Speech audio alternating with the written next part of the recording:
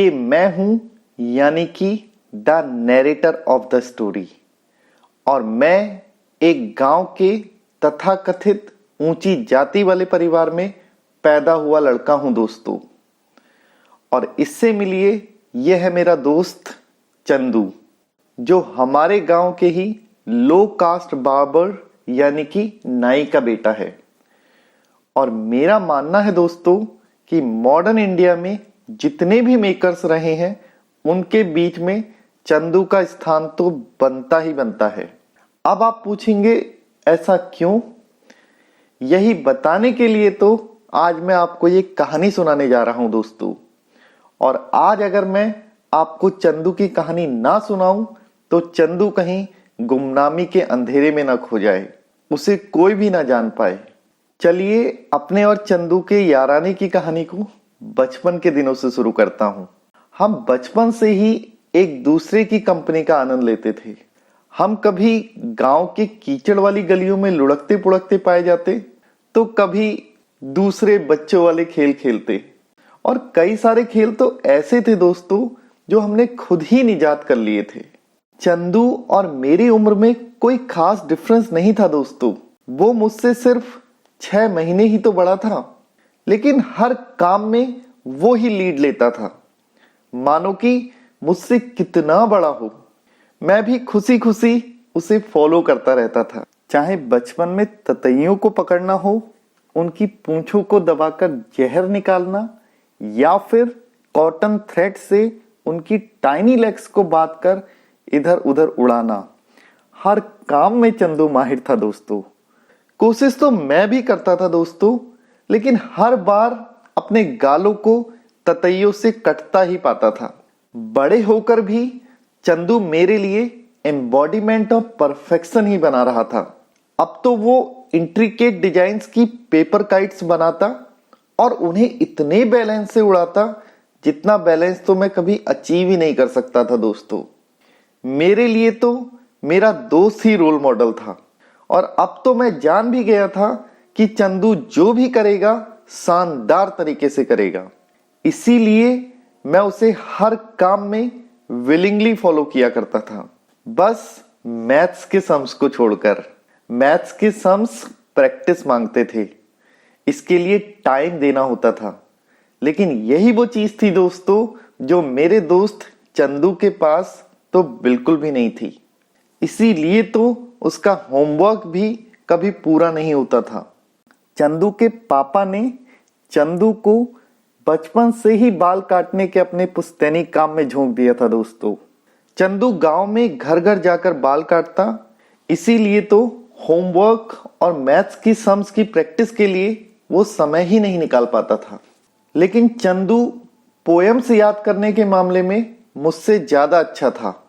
उसे बहुत सारी पोएम्स रटी हुई थी और प्रोज के कई सारे पेजेस को याद करके वो ऐसे सुनाता मानो कि पोएम्स की लाइंस सुना रहा हो।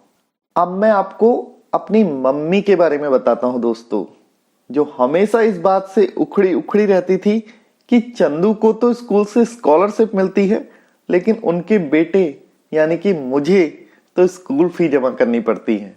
इसके अलावा मेरी मम्मी मुझे मेरी ऊंची जाति और चंदू की नीची जाति रिमाइंड कराती ही रहती थी।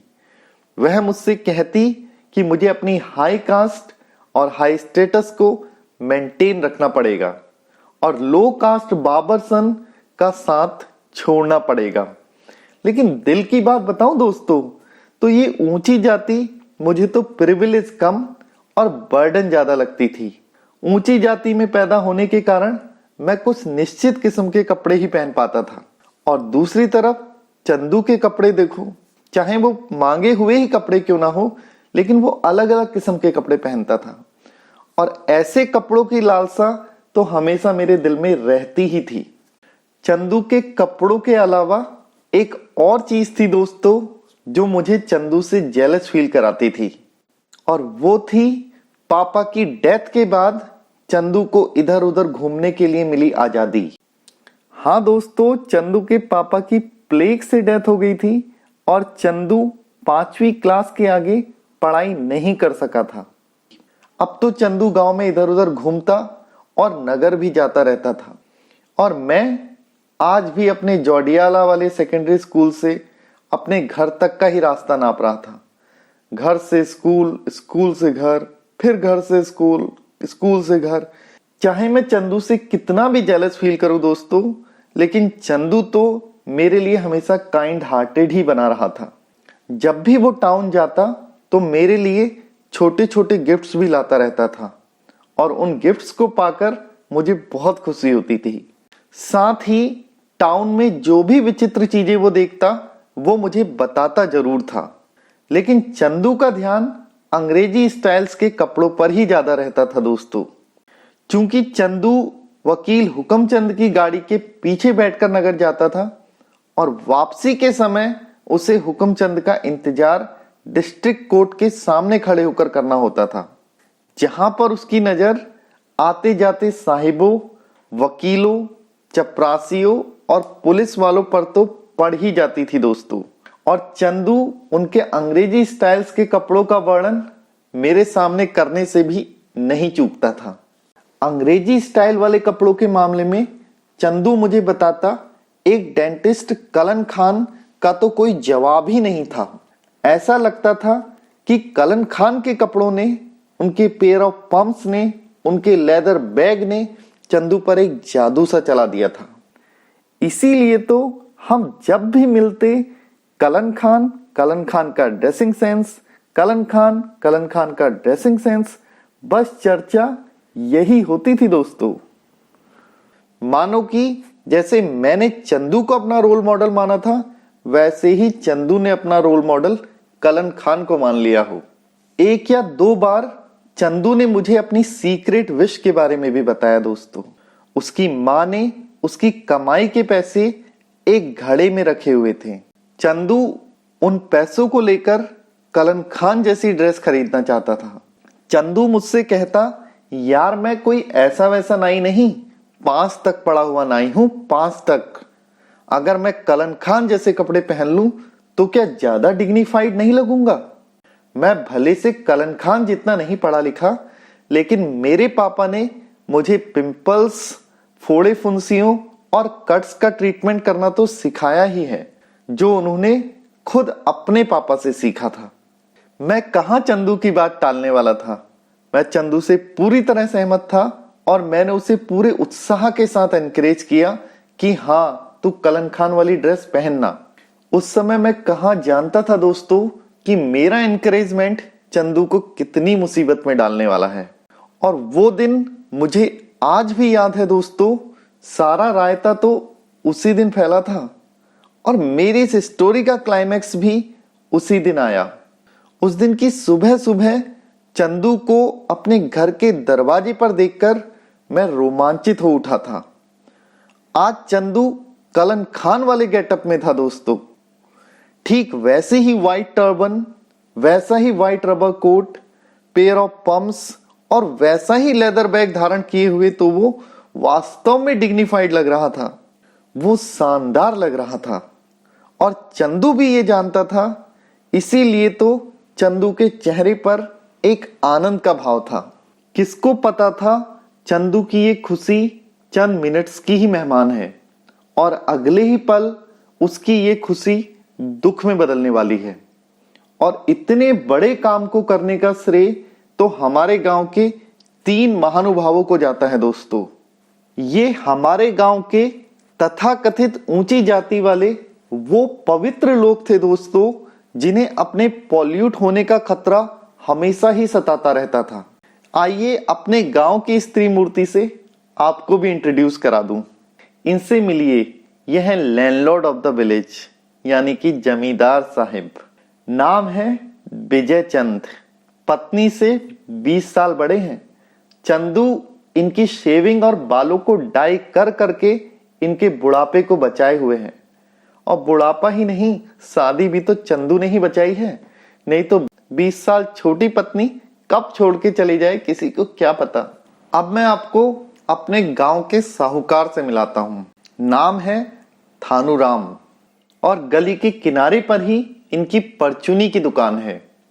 थानूराम जी तंबाकू का इतना सेवन करते थे कि उनकी मूंछों पर तंबाकू का रंग तो चढ़ा ही रहता था दोस्तों। वो तो मेरा दोस्त चंदू ही था जो उनके फेस को प्रेजेंटेबल बनाता था, नहीं तो वो कब एक लेपर की तरह दिखने लग जाएं, ये कौन जानता था दोस्तों। आइए अब आपकी मुलाकात अपने गांव की तीसरी महान विभूति यानी कि पंडित परमानंद जी से कराता हूं। ये वो टिपिकल ऑर्थोडॉक्स पंडित है दोस्तों, जो धर्म का डर दिखा दिखाकर तथा कथित ऊंची जाति वाले लोगों को लो कास्ट पीपल से दूर रहने की सलाह देते हैं। अब मैं आपको चंदू की इस नई डॉक्टर वाली ड्रेस का प्रभाव इन तीनों लोगों पर बताता हूं दोस्तों। पहले बात लैंडलॉर्ड विजय चंद जी की करते हैं। जब चंदू उस ड्रेस में मेरे साथ लैंडलॉर्ड के घर पहुंचा, उस समय लैंडलॉर्ड टॉयलेट से बाहर आ रहे थे। चंदू को उस ड्रेस में देखकर अपने अभी भी कान पर लटकी हुई जनेऊ को छूते हुए उन्होंने राम राम राम जपना शुरू कर दिया दोस्तों। और उस लेदर बैग को देखते ही उनके मुंह से गालियां छूटने लगी। उन्होंने चंदू को the son of a pig कह के बुलाया। And then he says get out you son of devil. पता नहीं गाय के या फिर किस जानवर की चमड़ी से बना है तेरा ये बैग और ये कोट। तू तो मेरा धर्म ही भ्रष्ट करके छोड़ेगा। बाप के मरने के बाद बिल्कुल ढीठ हो गया है, अब तुझे किसी का डर ही नहीं रहा। चंदू बड़ी मासूमियत से जवाब देता है, जागीरदार साहब, मैंने तो बस डॉक्टर के ही तो कपड़े पहने हैं। अब तो जमींदार और भी आग बबूला हो जाता है। Go away you swine, go away. और जाकर वो ड्रेस पहनकर आ जो तेरे लो स्टेटस और नाइयों वाले प्रोफेशन को सूट करती है। मुझे ये नए जमाने के फैशन वैसन मत दिखा, नहीं तो कोड़ों से पिटवा पिटवा कर बाहर निकलवा दूंगा। इससे पहले कि चंदू कुछ और कह पाता, जमींदार चीख पड़ा, get away you useless one. और नजदीक मत आना, नहीं तो पूरे घर को गाय के गोबर से लीपना पड़ेगा।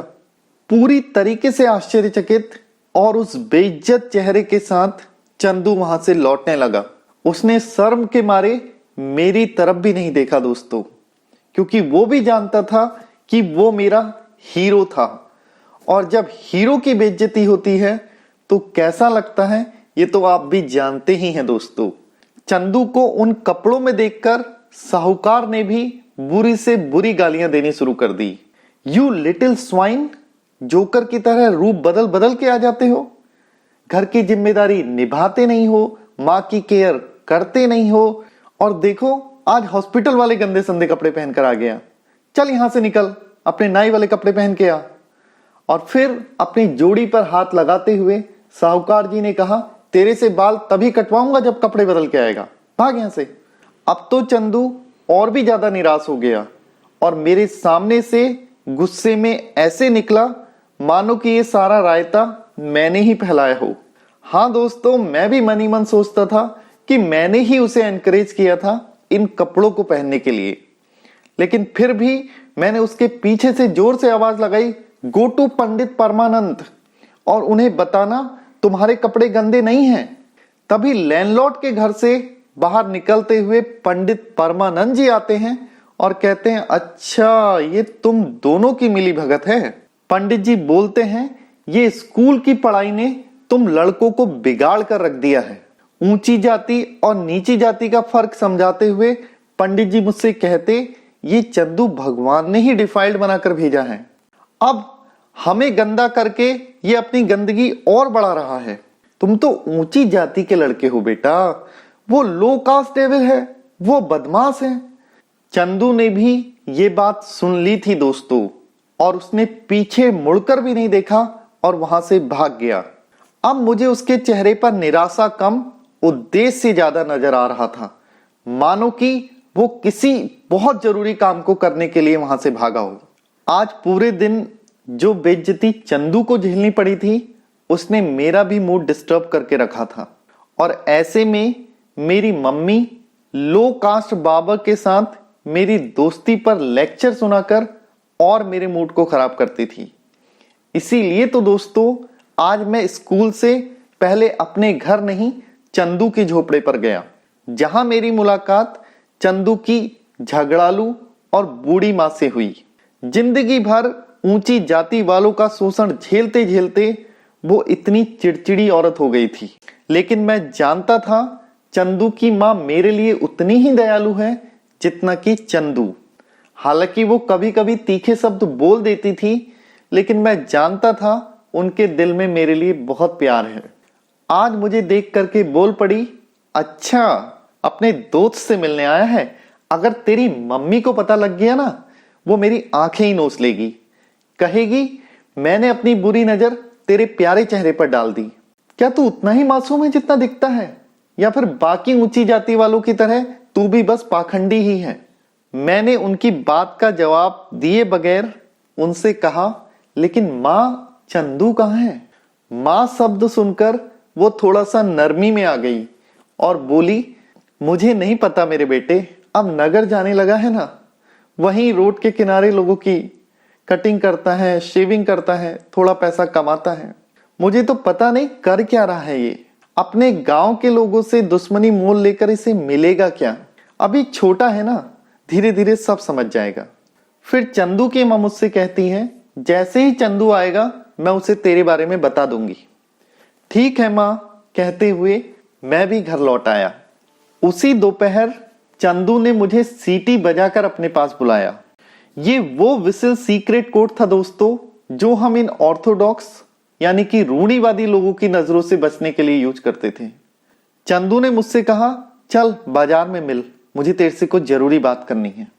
अभी मैं उसके नजदीक भी नहीं पहुंचा था दोस्तों कि उसने तुरंत बोलना शुरू कर दिया, तुम्हें पता है आज सुबह कोर्ट के पास हेयर कटिंग और शेविंग करके पूरा 1 रुपया कमाया। वो तो मैं और भी कमाता अगर मुझे हुकुमचंद जी के कैरेज में बैठकर वापस ना आना होता। अब तो मैं इन ऑर्थोडॉक्स इडियट्स को सबक सिखाकर ही रहूंगा। अब मैं स्ट्राइक पर जा रहा हूं, इनकी किसी की हेयर कटिंग और शेविंग नहीं करूंगा। अब मैं लाला हुकुमचंद के जुआरी लड़के से जापानीज साइकिल खरीदूंगा और फिर अपनी ही साइकिल पर टाउन से आना जाना करूंगा। उसके प्लान पर मैं भी मन ही मन खुश हो रहा था, क्योंकि मैं जानता था अगर चंदू साइकिल ले लेगा तो मुझे भी या तो साइकिल की आगे वाली सीट पर या कैरियर पर तो बैठाएगा ही बैठाएगा दोस्तों। फिर चंदू ने बार्गेनिंग करके साइकिल ले भी ली और चंदू तो अब अपना बिजनेस नगर में फैलाए जा रहा था। और यहाँ गांव वालों का बुरा हाल था, खास करके गांव के एल्डर्स का, बूढ़े बाड़े लोगों का, क्योंकि उनका बुढ़ापा अब नहीं छिप पा रहा था दोस्तों। लैंडलॉर्ड की 20 साल छोटी पत्नी उसे छोड़कर किसी और के साथ भाग जाने की धमकी दे चुकी थी और साहूकार भी एक कोड़ी वाली अपीयरेंस में आ गया था। अब तो पूरा गांव के एल्डर्स का मजाक बनाने लगा था। इधर टाउन में चंदू का बिजनेस दिन दुना और रात चौगुना बढ़ रहा था। चंदू नए कपड़े खरीदने के बाद, नए औजार खरीदने के बाद भी काफी पैसा बचा लेता था दोस्तों। इसीलिए तो अब चंदू की मम्मी भी बहुत आराम से अपनी जिंदगी जी रही थी। अपनी जिंदगी में पहली बार वो समृद्ध हो रही थी। उसकी बातचीत का लहजा भी अब चिड़चिड़ाहट वाला नहीं रह गया था। इसीलिए तो दोस्तों जब बूढ़े लोग चंदू की माँ के पास आए और कहने लगे अपने लड़के को समझा लो नहीं तो जेल में डलवा देंगे, और उस समय वो इरिटेट नहीं हुई और बहुत साधारण तरीके से बोली कि मेरा बेटा जो कर रहा है वो सही कर रहा है। अब तो गांव के एल्डर्स भी जान गए थे कि वो चंदू और चंदू की माँ को और दबाकर नहीं रख पाएंगे। इसीलिए तो उन्होंने पास के गांव वर्का के नाई को बुलाने का निर्णय लिया और उसे एक आना देने को भी तैयार हो गए। चंदू के लिए तो उनकी जेब से 2 पाइस भी बड़ी मुश्किल से झड़ते थे दोस्तों।